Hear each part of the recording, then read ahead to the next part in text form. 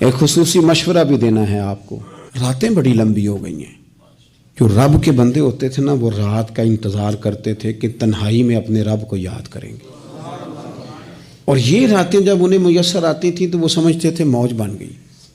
لمبی رات۔ وہ جو ڈاکٹر آپ کو کہتا ہے نا 8 گھنٹے نیند پوری کرو تو عشاء پڑھ کے سوئیں تو بڑی جلدی آپ کی نیند چیند پوری ہو جاتی۔ جس نے سردیوں میں تہجد نہیں پڑھی اس نے کب پڑھنی ہے؟ موقع آیا ہے، رات لمبی ہے، سویرے ذرا اٹھیں۔ او بھائی کوئی مجبوری بن جائے تو پھر بھی تو اٹھنا ہے نا، دروازے پہ دستک ہو جائے تو پھر بھی تو بستر چھوڑنا ہے، تو دستک اگر دل پہ ہو، اللہ رسول کے پیغام کی دستک، سویرے ذرا سحری میں اٹھا جائے، ذرا مصلی بچھایا جائے، اور رات کے پچھلے پہر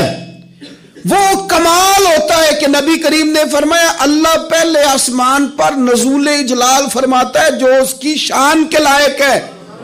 اور صبح رب فرماتا ہے کوئی مانگنے والا اسے عطا کروں، کوئی دولت مانگے تو دوں، رزق مانگے تو دوں، اولاد مانگے تو دوں۔